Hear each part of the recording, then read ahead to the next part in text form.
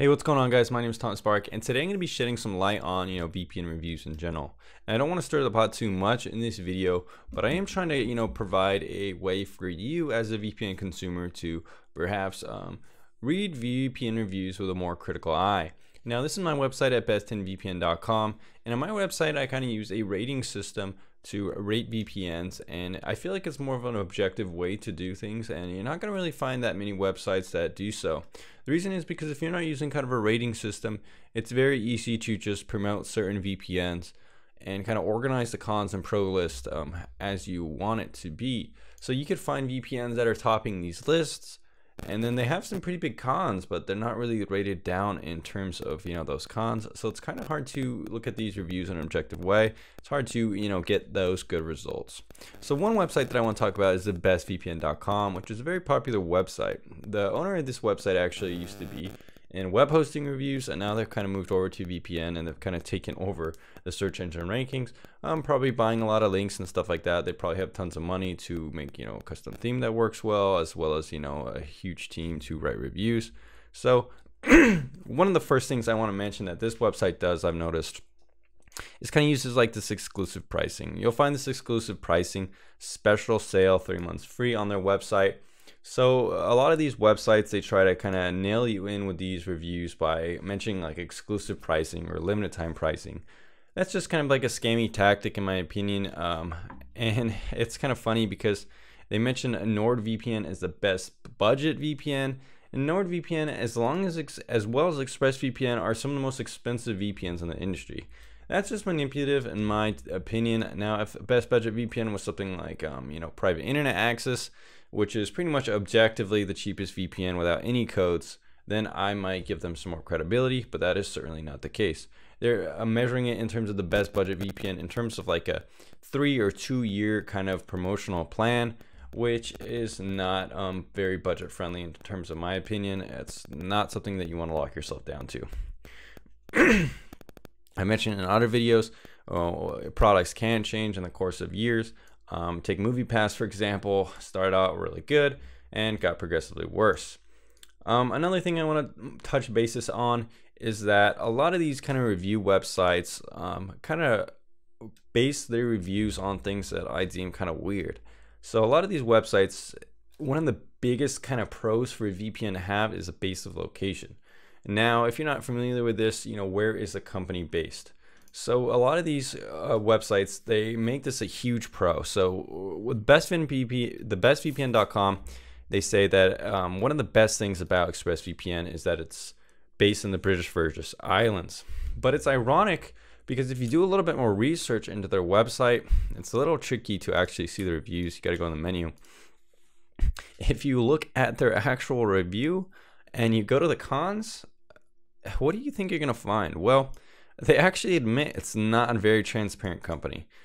You can't find any business contacts or anything like that. So their jurisdiction within the British Virgin Islands, in terms of my opinion, does seem to be kind of suspect. You can't really find anything about them. So who knows if they really do live there. So it's kind of weird that they do mark that as a pro, for example. Another thing is that another VPN they mention is, a top rated VPN, NordVPN. They actually have a similar kind of problem with NordVPN. They say also in the cons list that that it could be, more transparent. It's not transparent enough. Seems to be linked to Cloud VPN. So it doesn't actually mean they're not private, actually located in a VPN in the USA. And by thinking twice, it made a lot of sense to me. So I went section of the console. But, again, it does, these main pros are that they're based somewhere outside of, it's a safe location. But at the same time, these companies are super anonymous, and you can't really find proof that they do, really are based in those locations. So the second thing is just base location, considering it a plus. I think that's a pretty good giveaway. The VPN review is a little bit sus. Now, another thing I do want to mention is you could find some of these poorly rated VPNs. If you see a top rated VPN like TorGuard, like in top rated in my opinion, or top rated, in some of the websites like PC Mag rated TorGuard, the fastest VPN, miles above any other VPN, and one of the cons here is average server speed. and they test ExpressVPN and NordVPN, you know, as the fastest VPNs. But, you know, looking objectively, let's go look at a chart. The chart that PC Mag actually did, talking about, as you could see, the top scores here with Torguard, pretty much the fastest from any of these VPNs. CyberGhost, 216% increase in latency, and that's like rated top number 5 VPN on thebestvpn.com. Not only that, but you can see Torguard here is faster than NordVPN, and you don't even see any mention of ExpressVPN, and I'm pretty sure that's because it's just not that fast. But you know, they do rate it as, you know, like the fastest VPN. So in terms of that, it's a little bit suspect. Not only that, but you know, look at some of these cons for Torguard VPN. Some of these VPNs that are ranked lower just have tons of cons that are just kind of, they're just really searching for the cons to make it seem more organized and, you know, logical where their VPNs are ranked. So you're gonna see 2 or 3, 4 VPNs at the top of the list without many cons at all. And then you're going to see, you know, VPNs that are ranked lower, they're just really searching. So potentially throwing the source code. Torguard already cleared that up. I guess, you know, there's some kind of mistake there, but it doesn't seem like they're really kind of over that. 2015, quite a long time ago. And then they're talking about here, third-party apps required on iOS and Android. Not sure what they're talking about there. There are apps to install on Android and iOS. And additionally, you can even use OpenVPN through some configuration, which maybe they're confused about. It's actually a pro, not a con. And again, like I mentioned, jurisdiction within 14 eyes. So that's pretty much their cons there, and not really clear why, you know. And of course, they're going to be recommending Express and NordVPN.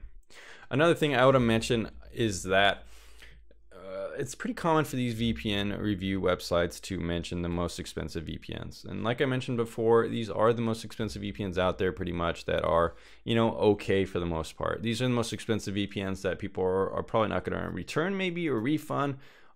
You know, maybe people aren't going to be the happiest with them. Maybe it's going to be expensive or whatever. Maybe the speeds aren't going to be as great, but they will function for the most part. Instead of a VPN, you know, like HideMe, which is $20, these VPNs are on the higher end, but still probably going to make these sites a good amount of money. So $13, $12 respectively a month. It's going to be some pretty sweet earnings.